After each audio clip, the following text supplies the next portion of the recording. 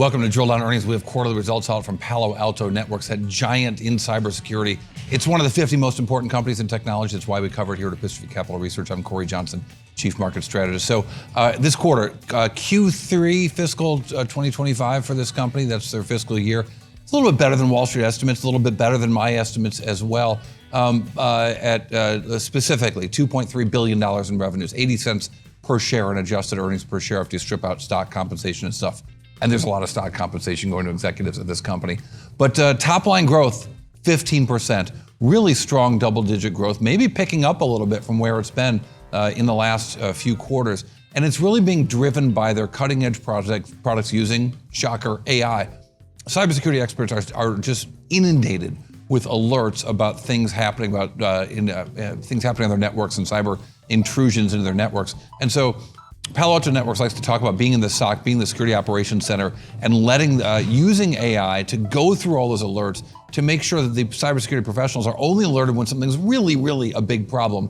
And they're having some good success with the sales of those kinds of products. We're going to dig into that a little bit. But their Cortex XIM, their AI Ops, and their ADEM product, ADEM product, all doing really well using those AI tools.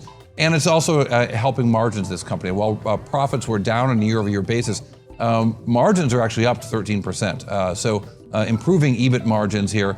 And the remaining performance obligations, their future orders. It's a non-GAAP number, but it's one of the most closely watched numbers here. Really strong, 19% growth on a year-over-year basis. And again, let's do that in context.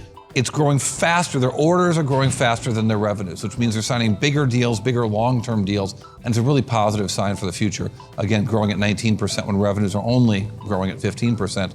Nonetheless, the guidance, while it was okay, and it was a little slightly better than my estimates, I've since revised my estimates, slightly better than Wall Street estimates. Stock was down 4%, it's up to 20% in the last year.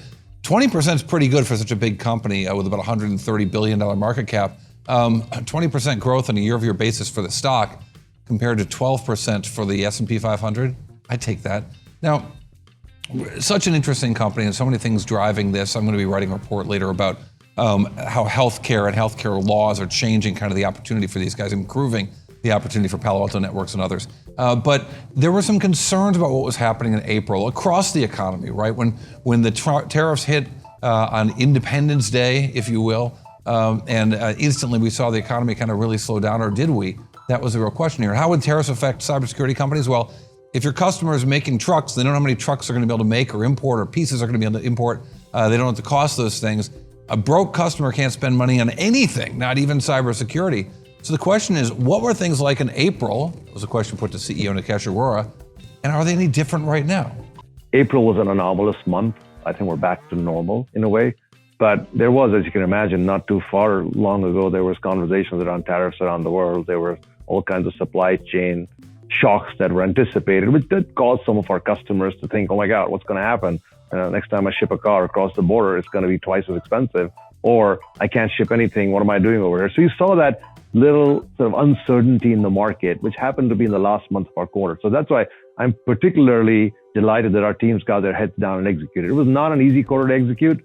Had we not had the tariff conversations, the geopolitical tensions, it was much easier to sail through it. But we had our lessons from the pandemic. We had our lessons from the supply chain crisis. So we had to go back and pull up our shorts and execute the same practices that we did then. And we're kind of like on the same sort of cadence now in Q4, because we are trying to stay ahead of the curve, because I don't think many of our customers changed their plans from a transformation perspective. But there was a pause for a few days where they were trying to figure out where the market goes. And thankfully, as you see, that we seem to have overcome that. So maybe a little bit of a relief rally in the economy is helping cybersecurity spending. I mean, my contention is that cybersecurity spending is going to happen no matter what, because these companies cannot afford to be hacked. They're legislated away from being able to afford to being hacked, and they're going to have to spend the money on increased cybersecurity because there are more hacks happening, in part because of AI.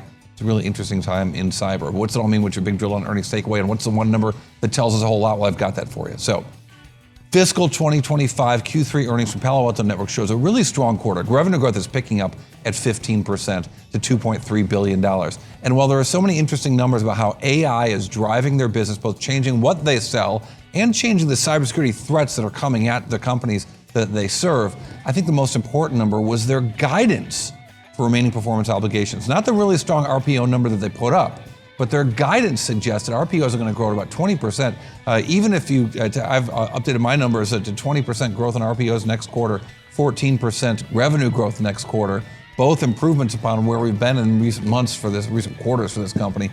But I think that's the most important number to look at. 20% guidance towards guidance of RPO growth in the next quarter for Palo Alto Networks. Really strong set of orders coming in the pipeline for Palo Alto Networks. All right, thanks for checking out Drill Down Earnings. I'm Cory Johnson.